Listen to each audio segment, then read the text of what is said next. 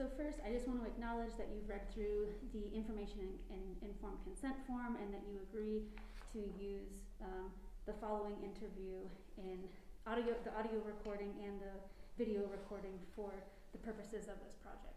Yes. Awesome. Okay. All right.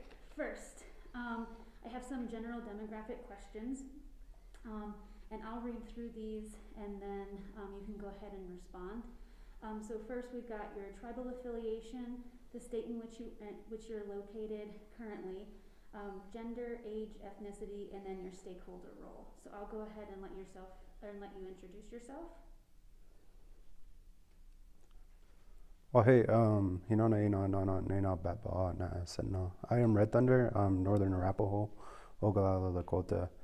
I currently reside in Wyoming, and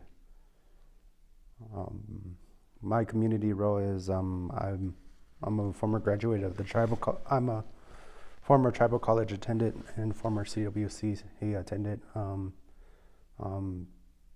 Have some college education and graduated from the high schools here. Do a lot of environmental community work. Cool. And your gender, age, and ethnicity? I'm 27. I'm a male, and I'm American Indian. So I'll just get right into it. So what are the challenges that American Indian and Native American youth may face in their pursuit of graduating from high school? There's a lot of different challenges with our high school youth. I know when I was in high school, there was a lot of different challenges as of being able to actually understand the material and work with the material. I also know for STEM was more for the students who were offered those because of their grades and stuff as well. So basically, in that sense, is it's a good way of doing it. But the other thing is too is there's a part of it that I felt was not accustomed to other kids' learning styles. And I would say me being one of them as well. And so same question, so what are some challenges that youth might face in pursuit of an associate's degree? And I'll just follow that up with bachelor's degree, master's degree, or even a PhD or professional degree. So as you move past K-12 and high school into an associate's, bachelor's, master's, PhD, what are some challenges that you think youth are facing?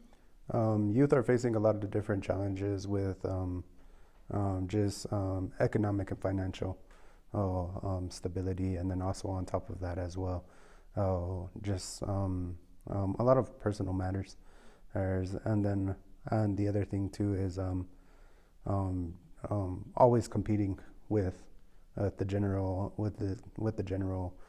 public, with all of these different degrees and everything. And the other thing is too is just a lack of knowledge of how to apply for those things. Many of our students and who are chasing after associate's degrees, master's degrees, bachelor's, and doctorates don't know the resources that are available to them. And the thing is too is nobody talks about those resources that are available to them. There's also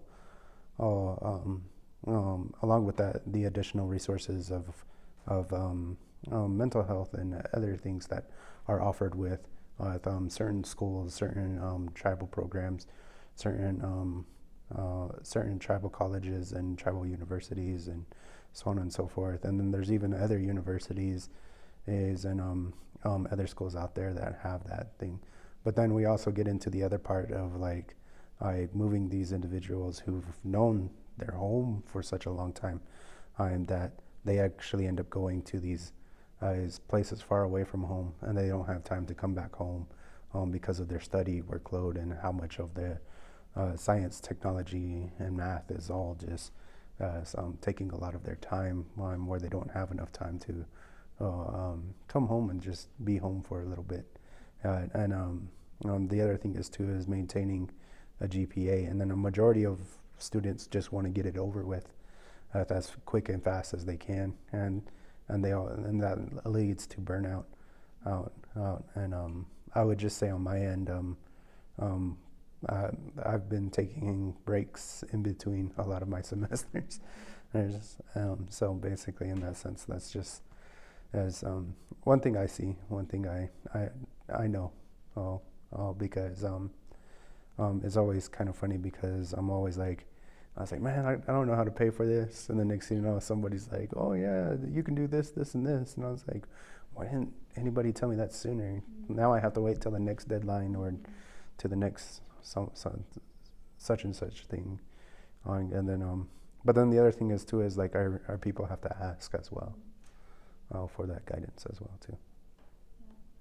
So you think just like lack of knowledge or lack of access to those resources? It's like more of a lack of them or access to them? It's a little bit of both. Yeah. Both lack of knowledge of those resources is kind of like I was saying, most people don't know those resources are out there, and then when people are told those resources are out there, the lack of access to it as well. It's kind of like the same thing. Majority of people on the reservation don't have internet, so basically, in that sense, they don't have that resource to actually like fill out an application online, and especially with everything switching to online, and application processes. It does make it easier, but it doesn't make it easier for those who don't have Wi-Fi, and then also that as well is just like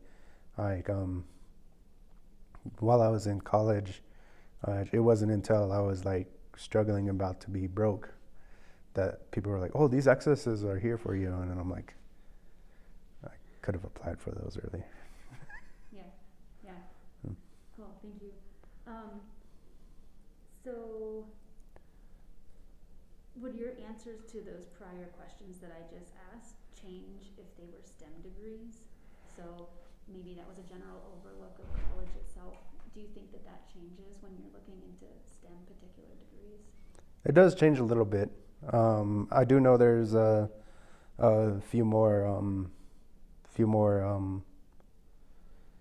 financial access, and also just a little bit more of encouragement for STEM.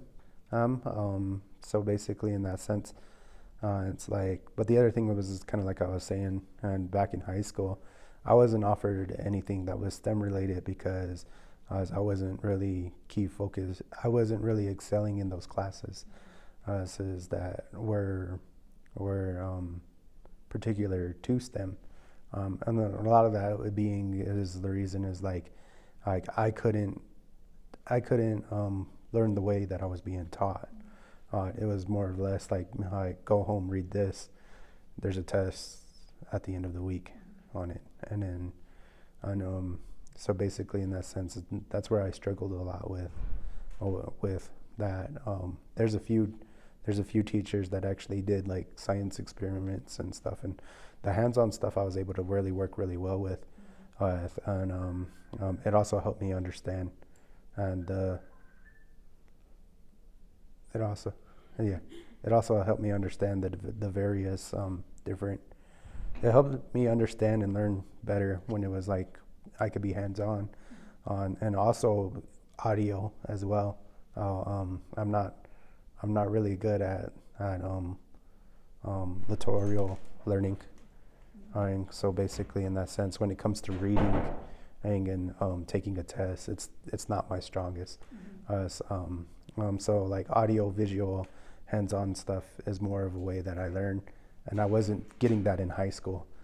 So basically, in that sense, that was the other reason why I didn't really understood like the STEM part, and then from that point on, I turned around and just kind of in college, I was able to get more of that hands-on experience. I was able to do things by experiential learning, not learning in the traditional method of like read this, take a test.